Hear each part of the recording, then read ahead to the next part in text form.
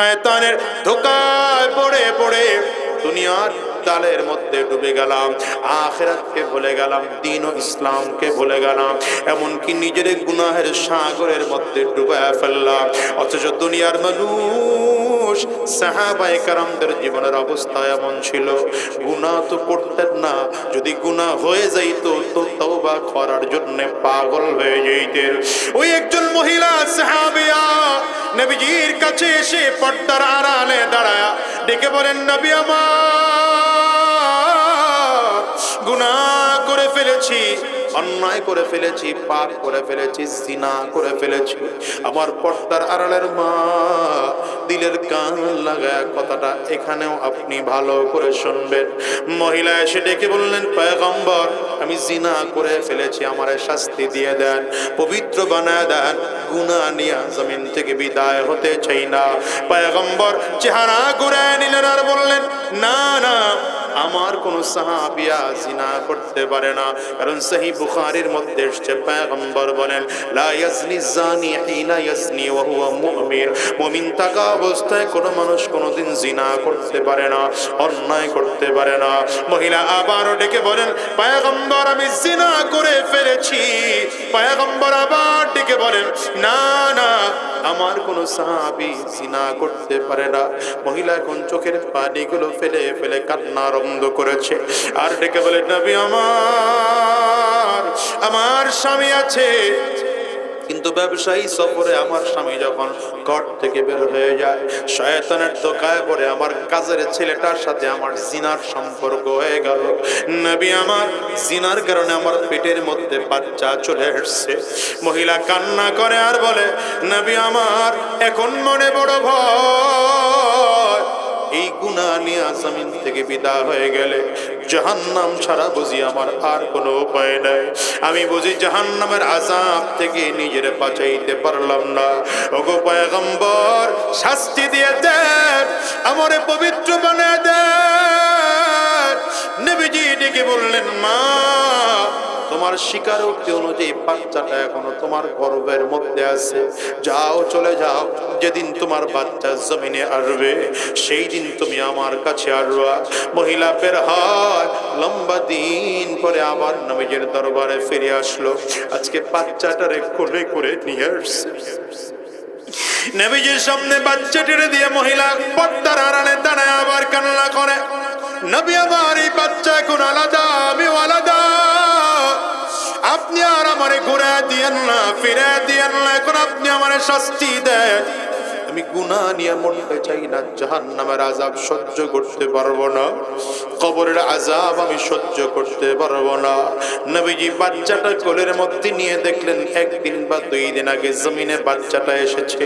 আবার নবী ডেকে বললেন, মা, এখনো তোমার বাচ্চাটা অনেক ছোট, যাও, চলে যাও, যেদিন তোমার বাচ্চা এতটুকু বড় হবে, নিজের হাঁটা নিজে হাঁটতে পারে, নিজের চলা নিজে চলতে পারে, সেই দিন আমি নবীর কাছে আসবা, আমি তোমার শাস্তি দিয়া পবিত্র বানায় দেব। মহিলা নবীর দরবার থেকে বের হয়। বর্ণনাকারী সাহাবী বলেন, চোখের দিকে তাকায় দেখা গেল চোখ দিয়ে পানিগুলো গাল বেয়ে বেয়ে পড়ে। আর মালিকরে ডাক দেয়, আল্লাহ, এতটুকু হায়াত কি আমি পাবো, যে হায়াত পাইলে বাচ্চাটারে বড় বানাইয়া গুনাহ মুক্ত হইয়া জমিন থেকে বিদায় হব? এতটুকু হায়াত আমি পাবো কিনা আল্লাহ? আমার হায়াত অন্তত এতটুকু বাড়া দাও, যে হায়াতটুকু পাইলে আমি আমার গুনাহ মাফ করায় জমিন থেকে বিদায় হতে পারি। আবার লম্বা দিন পরে ফিরে আসছে। এখন বাচ্চা 1 পা 2 পা করে করে করে করে হাঁটতে পারে। মহিলা চালাকি করে নিজের কোলের থেকে বাচ্চাটারে নামাইয়া শক্ত একটা রুটি বাচ্চার হাতের মধ্যে দিয়া হাঁটায়া হাঁটায়া নবীজির দরবারে নিয়ে আসছে। নবীজির সামনে দাঁড় করায় ডেকে বললেন, পয়গম্বর, এখন এই বাচ্চাটার দিকে তাকায় দেখেন না, আমার বাচ্চাটা এখন বড় হয়ে গেল, এখন নিজের হাঁটা নিজে হাঁটতে পারে, নিজের খানা নিজে খাইতে পারে, আমারে আর ঘুরাবেন না, এখন আপনি আমারে শাস্তি দিয়ে দেন, পবিত্র বানায় দেন, কবরের আযাব সহ্য করতে পারবো না।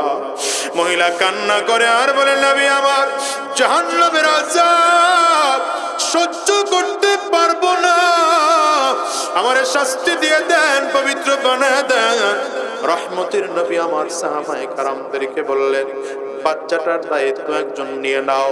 বাচ্চাটার দায়িত্ব নিয়ে নেওয়া হলো।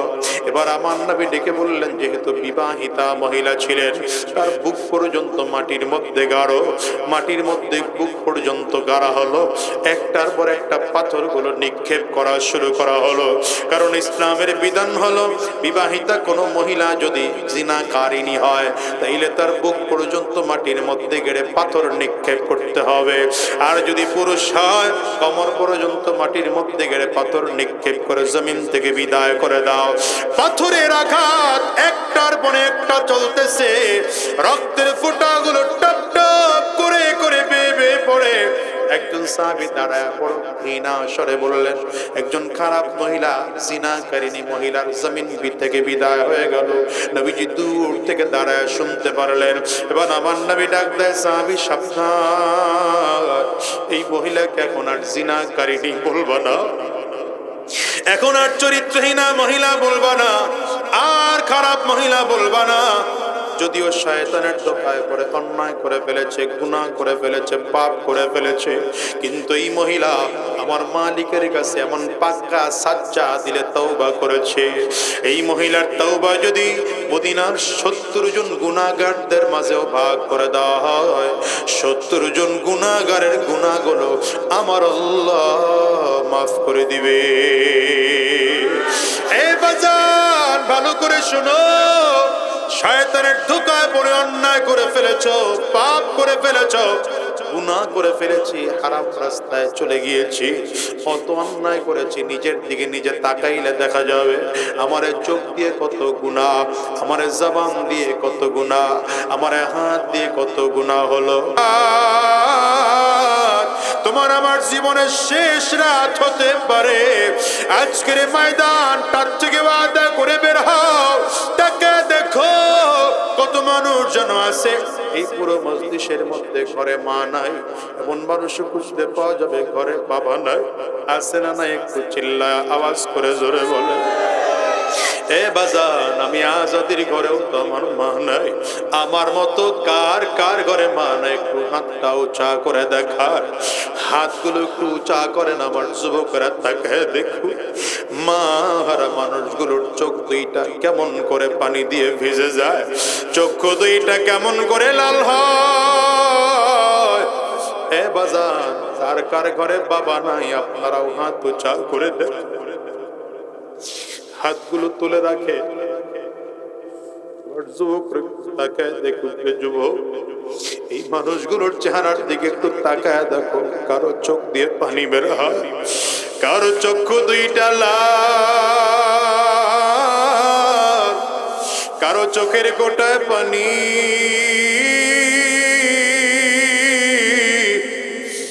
আজকের ময়দানটার মধ্যে যে মানুষগুলো চোখের পানি ফেলে কান্না করে, এ বাজার, দুঃখ কষ্ট কেমন করে তোমারে বুঝাবো? আমি আজাদের ঘরেও তো আমার মা নাই। বাজান রে, আজকের এই মাহফিলটার মোনাজাত হয়ে গেলে বাসায় যাইবা, দরজায় টোকা লাগাইবা, মা হয়তো তোমার দরজা খুলবে, বাবা তোমার দিকে তাকায় মিসকে হাসি দিবে। এই মানুষগুলো হাত তুললো, আর আম্মা দরজা খুলবে না, এদের বাবা এদের দিকে তাকায় হাসি দিবে না, কি করে বুঝাই বলো না? যেমন করে মা তোমার জমিন থেকে বিদায়, যেমন করে বাবা তোমার জমিন থেকে বিদায়, এমন একটা দিন আসবে তোমাকে আমাকেও জমিন থেকে বিদায় হওয়া লাগবে। সাবধান করে বলি ভাই,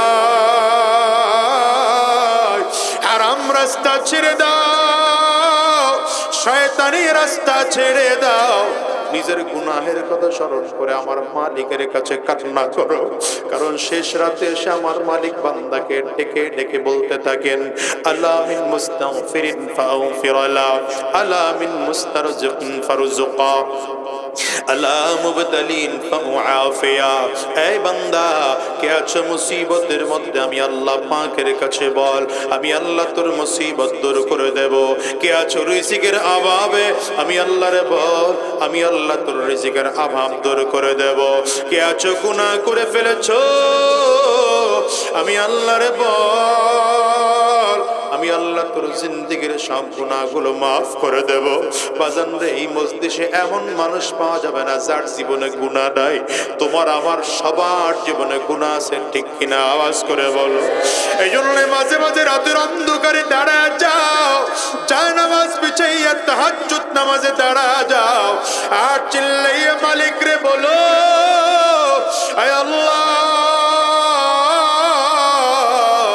আমার জীবনে এত গুনাহ, এত গুনাহ, এত গুনাহ, আমার জীবনের গুনাহগার, আমি গুনাহগার হয়ে গেলাম।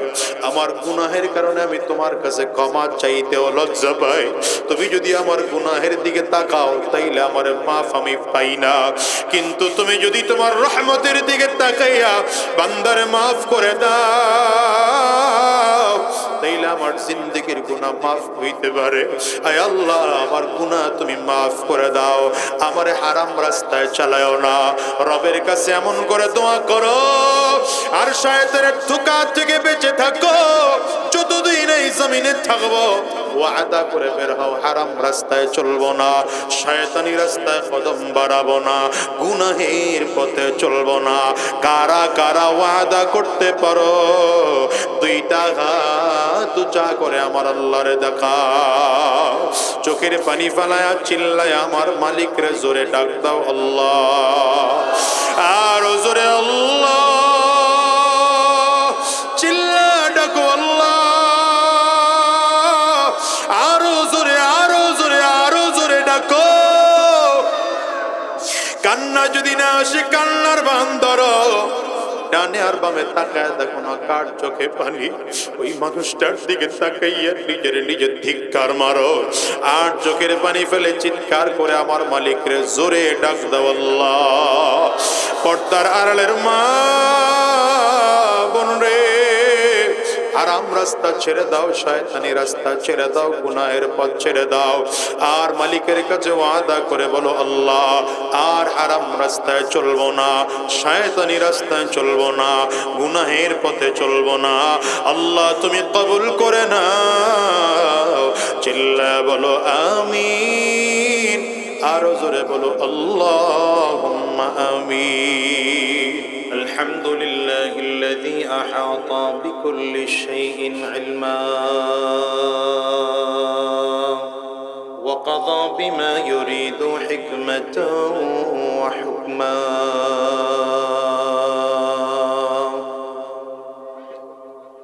وأنعم بالنعم ابتلاء وامتحانا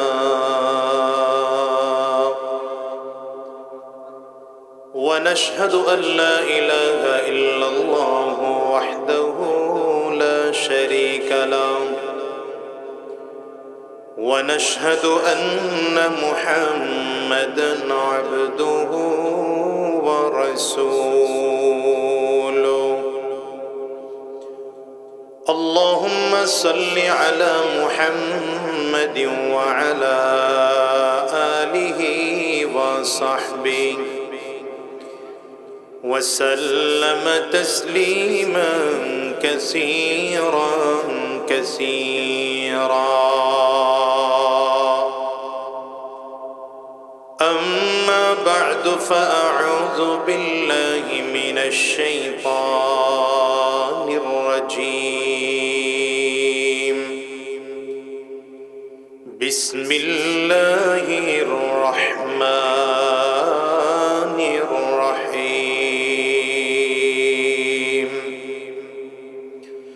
والذين جاهدوا فينا لنهدينهم سبلنا وإن الله لمع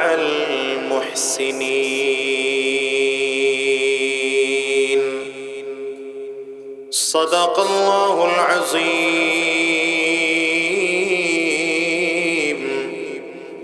وصدق رسوله النبي الكريم ونحن على ذلك من الشاهدين والشاكرين والحمد لله رب العالمين سبحانك لا علم لنا إلا ما علمتنا إنك أنت العليم الحكيم رب اشرح لي صدري ويسر لي أمري واحلل عقدة من لساني يفقه قولي دار القرآن والسنة قومي মাদ্রাসার উদ্যোগে আয়োজিত আজকের 21তম বার্ষিক ওয়াজ মাহফিল এবং হিফজ সমাপনী ছাত্রদের পাগড়ি প্রদান। আজকের এই মাহফিলের মুহতারাম সম্মানিত সভাপতি, সম্মানিত অতিথিবৃন্দ, মঞ্চে উপস্থিত হযরত উলামায়ে কারাম, সম্মুখপানে সমবেত দিন প্রিয়, ইসলাম প্রিয়,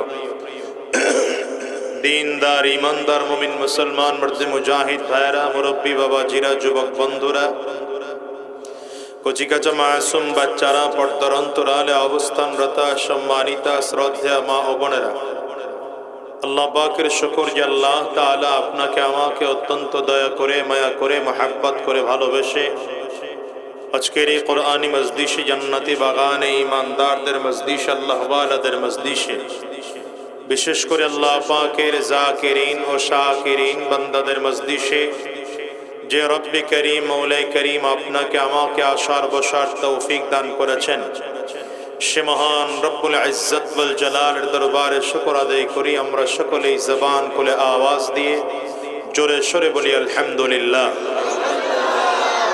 যে আয়াতে কারিমা তিলাওয়াত করেছে, আল্লাহ রাব্বুল আলামিন বলেন, ওয়াল্লাযীনা জাহাদু ফীনা লানাহদিয়ান্নাহুম সুবুলানা। আল্লাহ বলেন, আমার যে বান্দা আমি আল্লাহর রাস্তায় চলার জন্য চেষ্টা করে, মেহনত করে, ফিকির করে, আমি আল্লাহ তাআলা তাকে আমার পথে চলার রাস্তা দেখায় দেই। সুবহানাল্লাহ, জোর হইল না, আরো জোরে বলেন।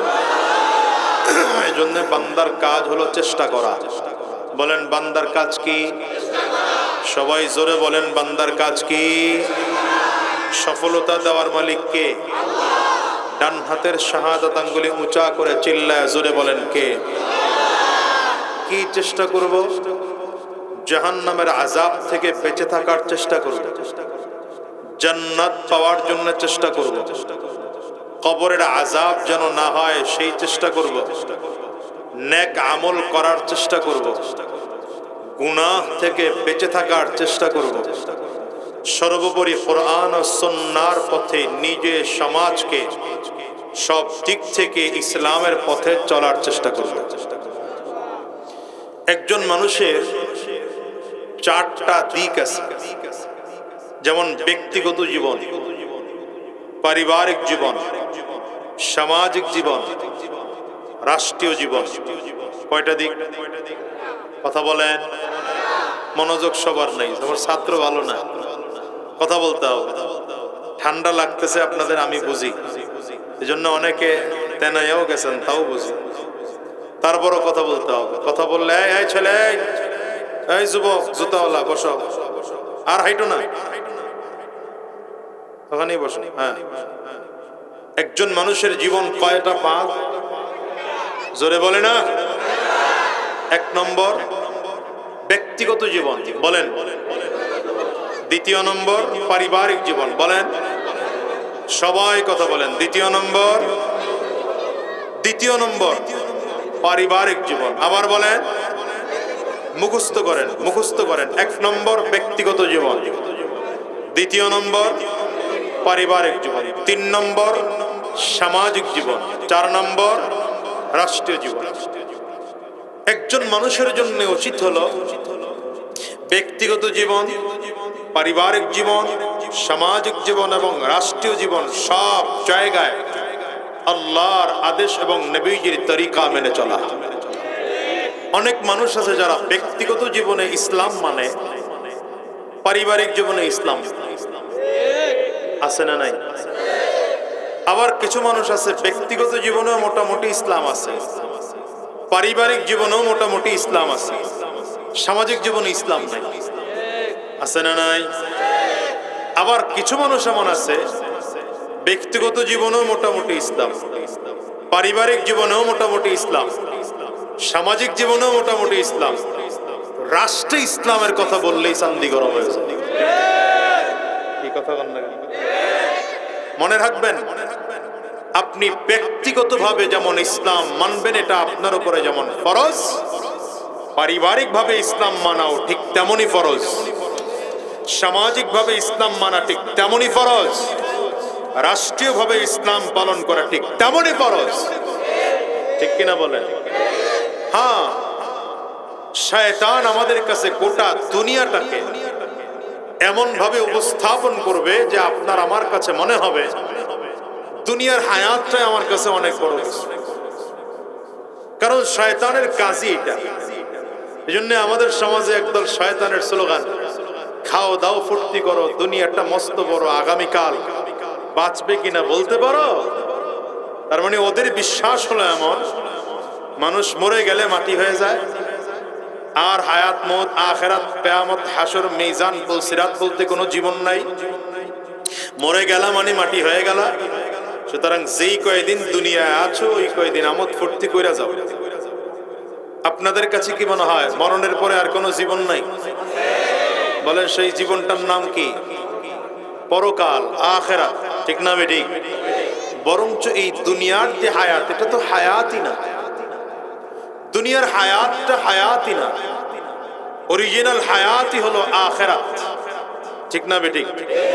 এই জন্য আমাদের আদি পিতা আদম আলা নবিয়িনা আলাইহিস সালাতু ওয়াস সালামকে আল্লাহ তাআলা যখন বানাবেন তো ফেরেশতাদের সাথে পরামর্শ করলেন, ইন্নী জাইলুম ফিল আরদি খলিফা, জমিনে একদল প্রতিনিধি বানাতে চাই। তো বানাইয়া রাখলেন জান্নাতে। রাখলেন কই? বানাইছেন কোথার জন্য? দুনিয়ার জন্য। কথা কয় না লোকগুলা। বানাইছেন কোথার জন্য? কিন্তু রাখছেন কই? আবার জান্নাতে রাখার পরে কিছু ক্রাইটেরিয়া দিলেন যে এই এই শর্ত পালন করে করে তুমি জান্নাতের মধ্যে থাকবা।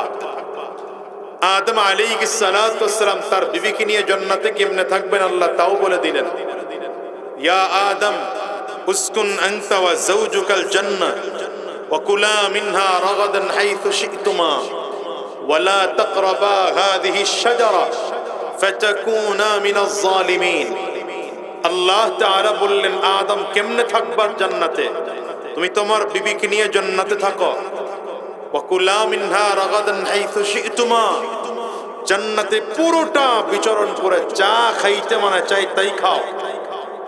ওয়ালা তাকরাবা হাযিহিশ শাজারা, নির্দিষ্ট একটা গাছ দেখায় বললেন এই গাছের ধারে কাছেও যাও না। লম্বা আলোচনা। আদম আলাইহিস সালাতু ওয়াস সালাম ভুল করে ফেললেন, খেয়ে ফেললেন। আল্লাহ তাআলা দুনিয়া পাঠালেন। দুনিয়া পাঠাইয়া আল্লাহ তাআলা আবার বলেন মুস্তাকররুন ওয়া মাতাউন ইলা হিন, দুনিয়া পাঠাইলাম লম্বা হায়াতের জন্য না, অল্প কিছু দিনের জন্য। তার মানে বোঝা গেল যদিও আল্লাহ তাআলা দুনিয়াতে আমাদেরকে পাঠাইছেন লম্বা হায়াতের জন্য না, হায়াত ভোগ করার জন্য না, বরঞ্চ অল্প সময়ে থাইকা জান্নাত কামাই করে জমিন থেকে বিদায় হওয়ার জন্য। ঠিক না? এজন্যে রাসূলুল্লাহ সাল্লাল্লাহু আলাইহি ওয়াসাল্লাম বলেন দুনিয়ার হায়াতটা কত ছোট। কিয়ামতের ময়দানে মনে হবে দুনিয়ার হায়াতটা এত ছোট যে ঘরের এক দরজা দিয়ে ঢুকছিলাম তো আরেক দরজা দিয়ে বের হয়ে গেল। এই এক দরজা দিয়ে ঢুকলে আরেক দরজা দিয়ে বের হইলে হাইটা যতটুকু কম সময় মনে হয়, এর থেকেও কম সময় মনে হবে দুনিয়ার হায়াত। হযরত মুসা আলাইহিস সালামের কাছে একজন মহিলা গেছেন, তার এক বাচ্চা নিয়ে গেছেন। বাচ্চাটার বয়স হলো 80 বছর। বাচ্চার বয়স কত? মুসা আলাইহিস সালামের কাছে গিয়া মহিলা বলেন, পয়গম্বর দোয়া করে দেন আমার এই বাচ্চাটার হায়াত যেন আল্লাহ বাড়ায় দেয়। তার মানে 80 বছরের বাচ্চার কারণ আছে, কারণ হলো এখনকার তো বয়সই কম, এজন্য হায়াত কম। 7-8 বছরের বাচ্চা অনেক বড় হয়ে যায়। মুসা আলাইহিস সালামের যুগে বনি ইসরাইল হায়াত পেত 2000 বছর, 1400 বছর, 1500 বছর। কথা বলেন না কেন? কারো হায়াত আরো বেশি ছিল। তো মুসা আলাইহিস সালামের কাছে যখন মহিলা গেছেন, তো পয়গম্বর জিজ্ঞাসা করলেন বাচ্চার বয়স কত? বলে 80 বছর। মুসা আলাইহিস সালাম বলেন, মা আপনি তো আসছেন আপনার বাচ্চার হায়াত বাড়ানোর দোয়া করতে, তো আপনি জানেন শেষ নবীর উম্মতের গড় বয়স হবে 40 থেকে 60 বছর। কত বছর? মহিলা আশ্চর্য হয়ে গেছে, বলে কি? মহিলা মুসা আলাইহিস সালামকে পাল্টা প্রশ্ন করলেন, আহুম ইয়াসনাউনাল বাইত, তারা কি ঘর বাড়িটারে বানাবে না রাস্তায় ঘুমাবে? তার মানে তাদের হিসাব হলো 1200, 1400, 1800, 2000, 2500 বছর হায়াত পাওয়ার পরেও তারা পাহাড়ের চূড়ায় জীবন কাটাইতো, গাছের ছায়ার নিচে জীবন কাটাইতো। আর এখানে উম্মতের গড় বয়স হবে 40 থেকে মাত্র 60। তো এই মানুষ বিল্ডিং করবে, বাড়ি করবে, গাড়ি করবে, এসি লাগাবে, বিশাল কিছু করবে, চিন্তাও করা যায় না। এই কথা কন না কেন? অথচ দেখেন ইবলিসের কাজ হলো আপনার আমার সামনে দুনিয়াটাকে এমন ভাবে উপস্থাপন করবে, দেখলে মনে হবে না জানি দুনিয়া কি জানি। অথচ আল্লাহ তাআলা আপনার আমার জন্য জান্নাত কেমন করে সাজাইছেন। নবীজি নিজে বলেন, লা আইনুন রাআত ওয়ালা উযুনুন সামিআত ওয়ালা খাতারা আলা কলবি বাশার।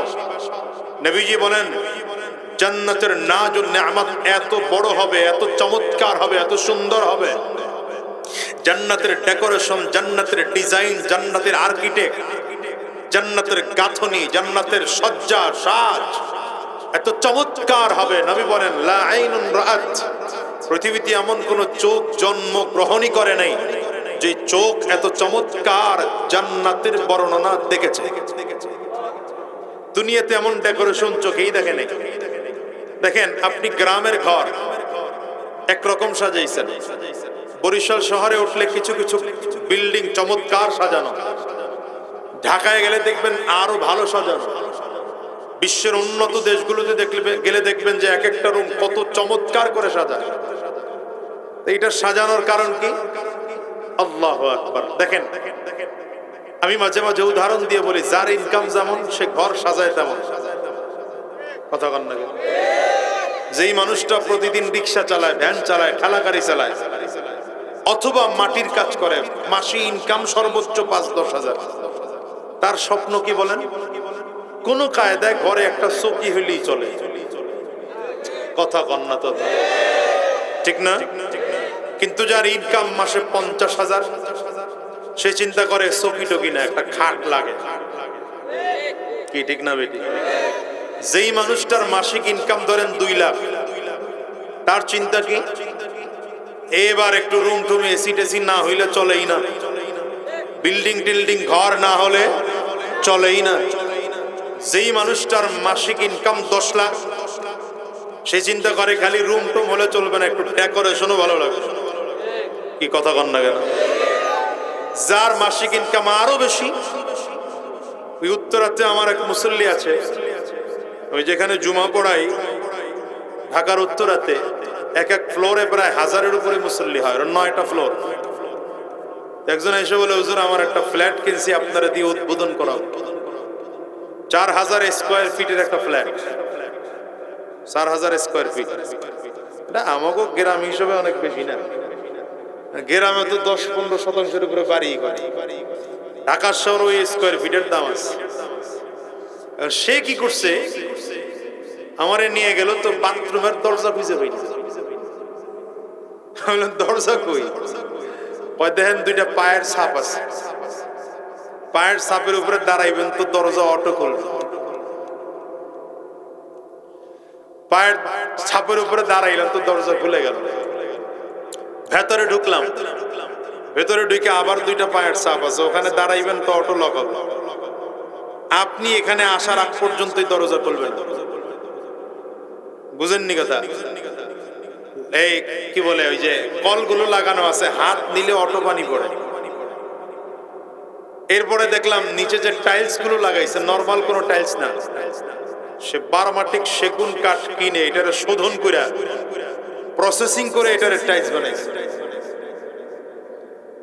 আমার কাছে হিসাব দিল যে 4000 স্কয়ার ফিটের ফ্ল্যাট কিনছে কত টাকা দিয়ে, সেটা পরের হিসাব। ডেকোরেশন খরচ হয়েছে 2.5 কোটি।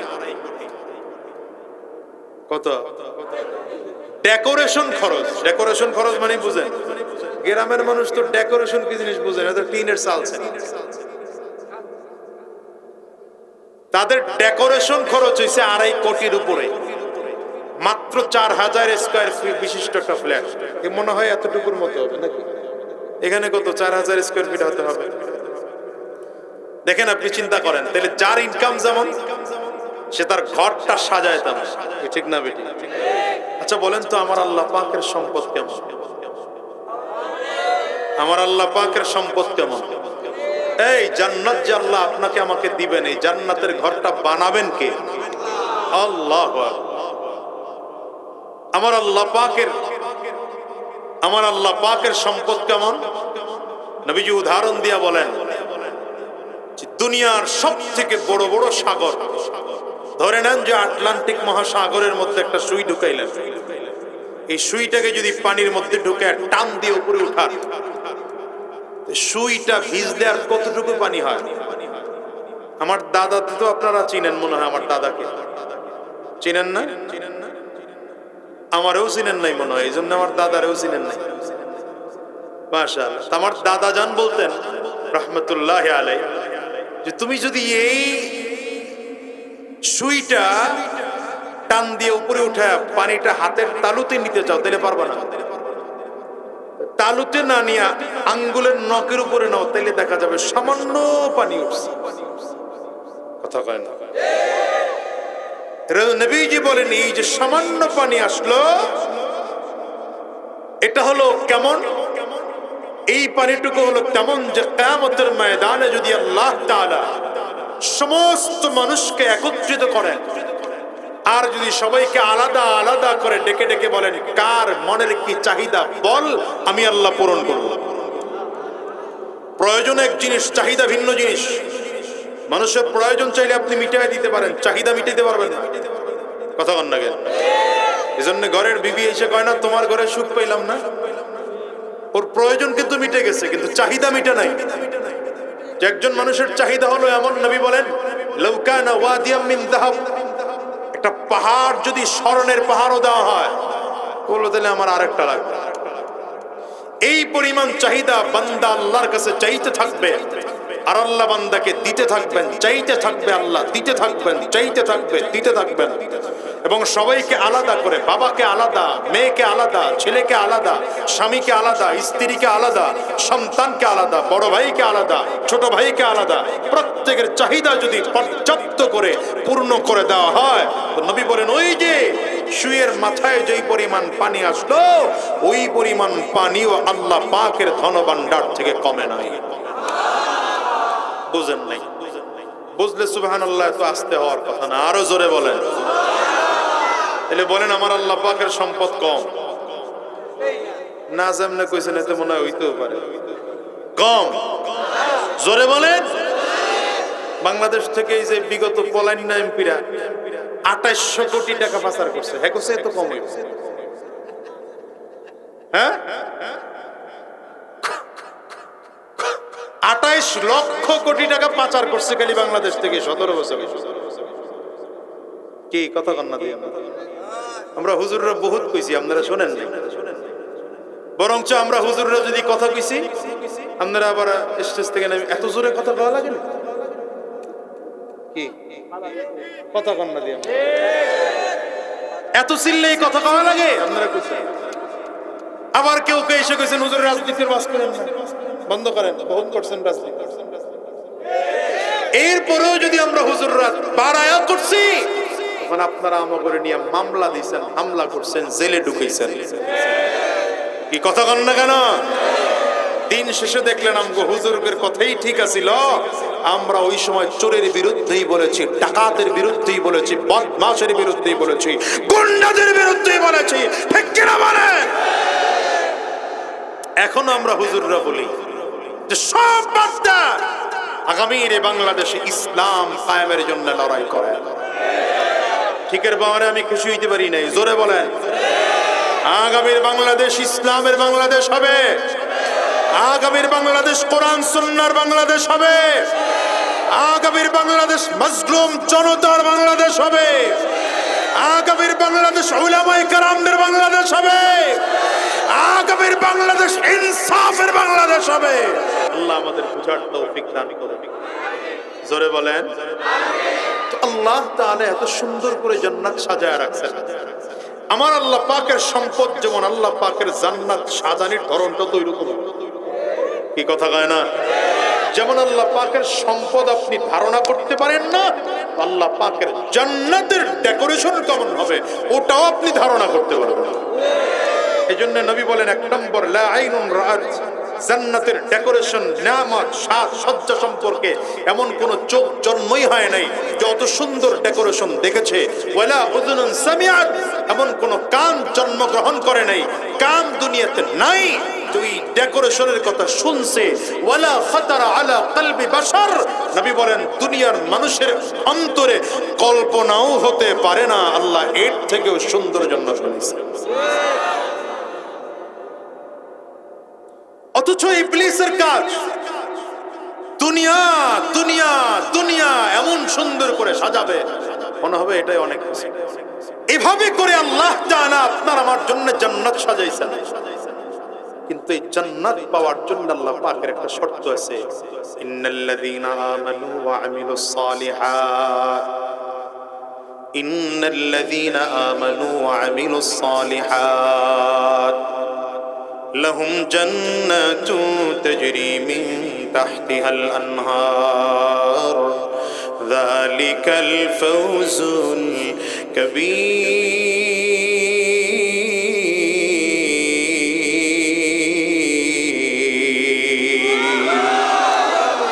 আল্লাহ বলেন, গোলাম ওই জান্নাতের বাড়িটা পাওয়ার জন্য শর্ত হলো দুইটা। এক নম্বর যদি ঈমান আনতে পারো, দ্বিতীয় নম্বর যদি নেক আমল করতে পারো। আল্লাহ বলেন ঈমান আনবা, নেক আমল করবা, দুইটা যদি তোমার মধ্যে থাকে আমি আল্লাহ এই জান্নাত তোমারে দিয়ে দেব। এ বাবা, দুনিয়ার ইবলিসের কাজ হলো আপনাকে আমাকে গুনাহের মধ্যে ডুবায় রাখা, হারামের মধ্যে ডুবায় রাখা, দুনিয়ার রং তামাশায় ডুবিয়ে রাখা। কিন্তু আমার আল্লাহ তাআলা বারবার করে বলেন, সাবধান রে গোলাম, দুনিয়ার রং তামাশার মধ্যে ডুবে যাও না, নেক আমল বন্ধ করিও না, হারাম রাস্তায় কদম বাড়াইও না। আর বারবার করে বলেন, গোলাম হারাম রাস্তায় কদম বাড়াও না, গুনাহের পথে কদম বাড়াও না। দেখেন তো আল্লাহ তাআলা আপনাকে আমাকে এমন করে বানিয়েছে, চাইলে আপনি আমি গুনাহ করতে পারি, চাইলে আপনি আমি নেকের কাজও করতে পারি। ঠিক না বেঠিক? জোরে বলেন। ফেরেশতাদেরকে আল্লাহ তাআলা বানাইলেন, দুনিয়ার যত ফেরেশতা আল্লাহ তাআলা বানাইছেন, কোন ফেরেশতাকে আমার আল্লাহ তাআলা গুনাহ করার শক্তি দিয়েই বানান নাই। এজন্য ফেরেশতারা গুনাহ করতেই জানে না, গুনাহের মজাও বোঝে না, গুনাহের স্বাদও ফেরেশতারা বোঝে না। কারণ গুনাহ করার জন্য, অপরাধ করার জন্য যা যা দরকার একটা যোগ্যতাও ফেরেশতাদের মধ্যে নাই। মানুষ গুনাহ করে কেন বলেন? মানুষ অন্যায় করে কেন বলেন? রাগের কারণে মানুষ অন্যায় করে। ফেরেশতাদের মধ্যে রাগ নাই। ঠিক না বেঠিক বলেন? রাগের কারণে মানুষ গুনাহ করে, রাগের কারণে অন্যায় করে। আর আমি ইদানিং বলি যে 5 আগস্টের পরে এদেশের মানুষকে ওয়াজ বোঝানো একদম সহজ।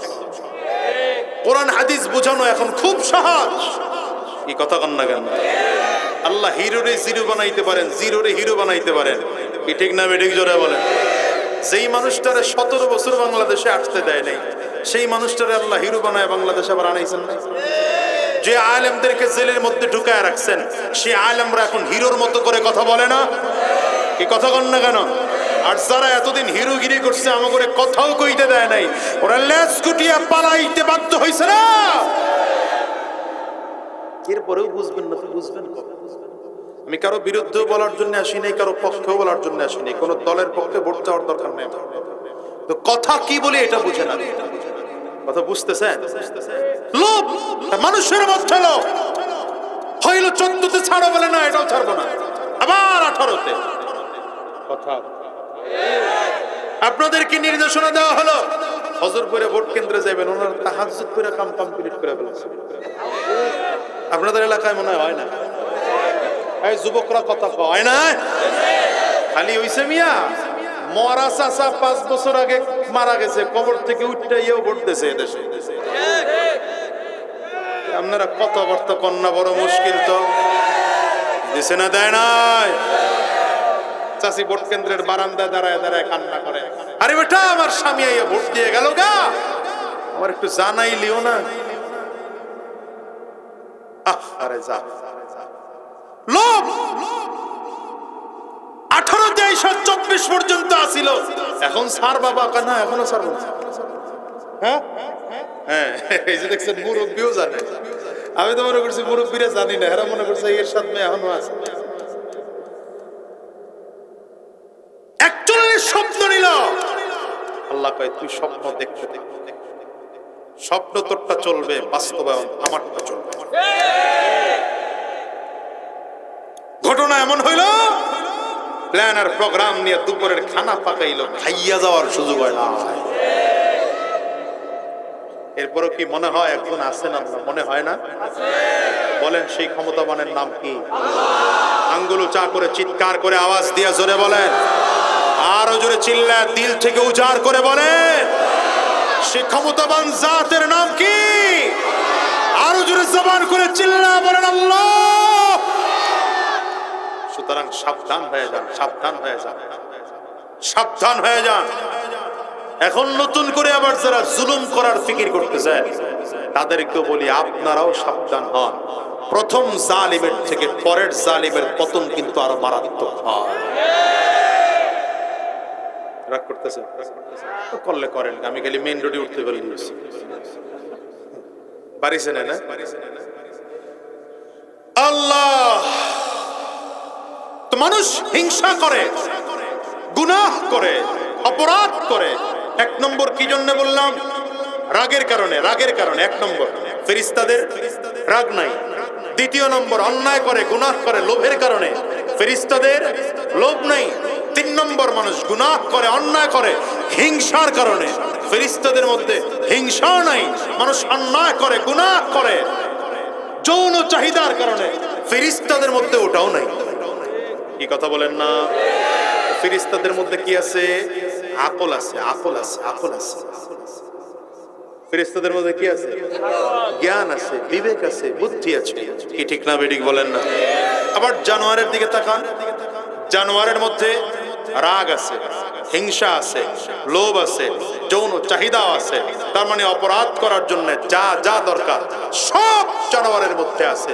কিন্তু জানোয়ারকে আল্লাহ তাআলা আকল দিয়ে বানান নাই। মানুষকে আল্লাহ কেমন করে বানাইছেন? মানুষের মধ্যে কেমন করে আল্লাহ মানুষকে বানাইছেন? ওই পশুর খাসলত, রাগ মানুষের মধ্যে আছে, হিংসা মানুষের মধ্যে আছে, লোভ মানুষের মধ্যে আছে, যৌন চাহিদা মানুষের মধ্যে আছে। আবার ভিন্ন দিকে আকল, ফেরেশতাদের অভ্যাস মানুষের মধ্যে আছে। একসাথে 2টা কেন দিলেন আল্লাহ? ফেরেশতাদের মধ্যে একটা আছে আর একটা নাই, জানোয়ারের মধ্যে একটা আছে আর একটা নাই, মানুষের মধ্যে একসাথে 2টা কেন? আল্লাহ বুঝাইলেন, গোলাম আকল দিলাম তোমার রাগ, হিংসা, লোভ, যৌন চাহিদা, বদ আখলাক গুলোকে নিয়ন্ত্রণ করার জন্য।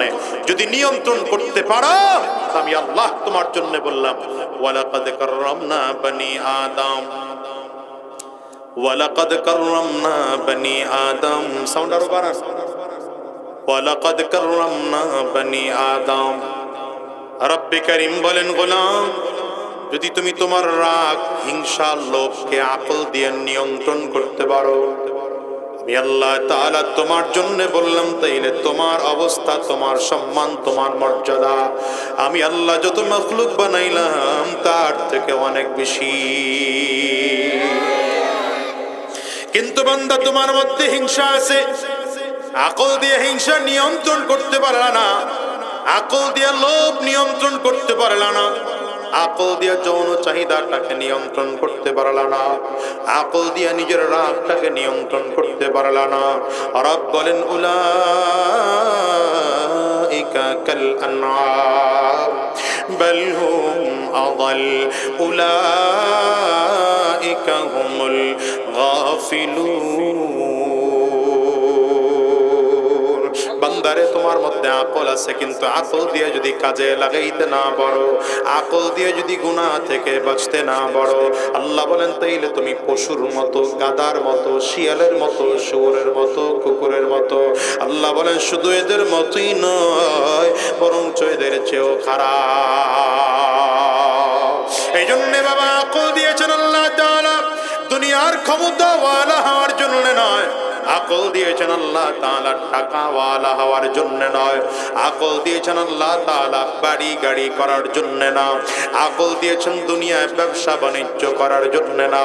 আল্লাহ কেন আকল দিলেন? বলে আল্লাহ তাআলা আকল দিয়েছেন দুনিয়াতে থাকা অবস্থায় এই আকল দিয়া নিজের গুনাহ থেকে বাঁচাইয়া আমার মালিকের গোলাম হইয়া জান্নাতি হয়ে বিদায় নেওয়ার জন্য আল্লাহ আকল দিয়েছে। হ্যাঁ দুনিয়ার মুসলমান শোনো, জান্নাতে যাওয়ার জন্য, দ্বীনের পথে চলার জন্য তোমার আমার আকল সবার জন্য যথেষ্ট না, দ্বীনের পথে চলার জন্য আকল যথেষ্ট না। এই জন্য আল্লাহ তাআলা 114 সূরাওয়ালা কুরআনুল কারীম দিয়েছেন, 30 পারাওয়ালা কুরআনুল কারীম আমার আল্লাহ তাআলা দিয়েছেন। রব রাসূলুল্লাহ সাল্লাল্লাহু আলাইহি ওয়াসাল্লাম গোটা সাহাবায়ে কেরামদেরকে লক্ষ্য করে বলেন, তারাকতু ফীকুম আমরাইন লান তাযিল্লু মা তামাসসাকতুম বিহিমা কিতাবাল্লাহ ওয়া সুন্নাত রাসূলি। দুনিয়ার সাহাবীরা শোনো, আমি নবী যদিও জমিন থেকে বিদায় হয়ে যাব, কিন্তু আমি নবী তোমাদের মাঝে দুটো জিনিস রেখে গেলাম। এক হলো আমার আল্লাহ পাকের কোরআন কিতাবুল্লাহ, আমি নবীর সুন্নাত দ্বিতীয় নম্বর রেখে গেলাম।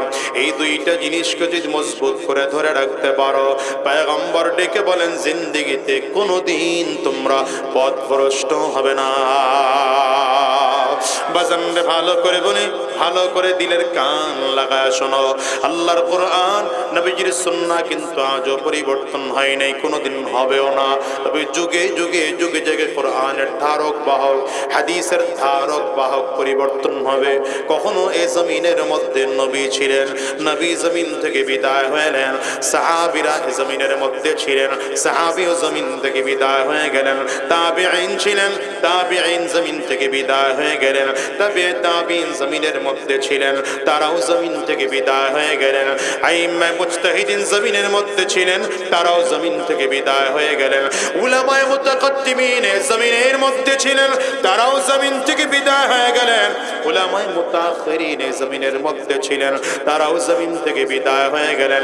এ মুসলমান, এখন এই যুগে আমরা উলামায়ে কেরামরা আছি, ভালো করে বুঝেন, ভালো করে বুঝেন। আমি মাঝে মাঝে বলি, এই রকম দুনিয়ায় আমাদের বাংলাদেশের একটা সময় ছিল মানুষদেরকে কোরআন ও সুন্নাহর কথাগুলো বলে বলে শোনাইতেন হাফিজ জি হুজুর রাহমাতুল্লাহি আলাইহি, সদর সাহেব হুজুর রাহমাতুল্লাহি আলাইহি, ওই হাজী শরীয়তুল্লাহ রাহমাতুল্লাহি আলাইহি। আল্লাহর বান্দারাও জমিন থেকে বিদায় হয়ে গেলেন। এমন একটা সময় ছিল, এই দুনিয়ার মানুষকে ইসলাম ও দ্বীনের কথা বলে বলে শোনাইতেন। শাইখুল হাদিস আল্লামা আজিজুল হক রাহমাতুল্লাহি আলাইহি এমন একটা সময় ছিল বাবা, দুনিয়ার মানুষকে দ্বীন ও ইসলামের কথাগুলো বলে বলে শোনাইতেন। উজানির কারি ইব্রাহিম সাহেব রাহমাতুল্লাহি আলাইহি এমন একটা সময় ছিল এই দেশের মানুষকে কোরআন ও সুন্নাহর কথাগুলো বলে বলে শোনাইতেন। চরমনায়ের কালো মানিক সৈয়দ ফজলুল করিম রাহমাতুল্লাহি আলাইহি এমন একটা সময় ছিল এই যুগের মানুষকে দ্বীন ও ইসলামের কথা বলে শোনাইতেন। আল্লামা দিলওয়ার হোসেন সাইদি সাহেব রাহমাতুল্লাহি আলাইহি যুগের পরিবর্তনে আল্লাহর বান্দারা সব জমিন থেকে বিদায় হয়ে গেল।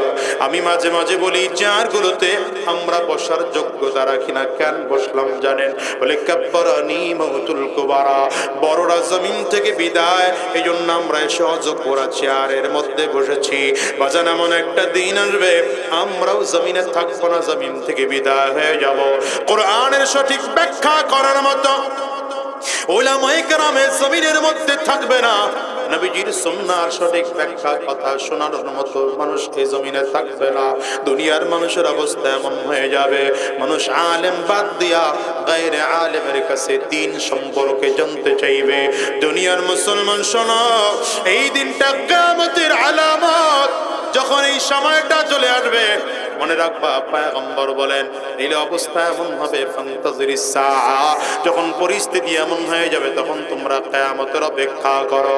হ্যাঁ, দুনিয়ার মুসলমান ভালো করে বলে যাই, আল্লাহ তাআলা আকল দিলেন, আবার কোরআন ও আপনার আমার দ্বীনের পথে চলার জন্য দিলেন, নবীজির সুন্নাহ দ্বীনের পথে চলার জন্য আল্লাহ তাআলা দিলেন, উলামায়ে কেরামদেরকে সাথে সাথে দিয়ে দিলেন।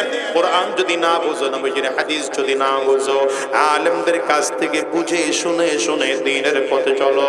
কিন্তু শয়তানের ধোঁকায় পড়ে পড়ে দুনিয়ার জালের মধ্যে ডুবে গেলাম, আখিরাতকে ভুলে গেলাম, দ্বীন ও ইসলামকে ভুলে গেলাম, এমনকি নিজের গুনাহের সাগরের মধ্যে ডুবায় ফেললাম।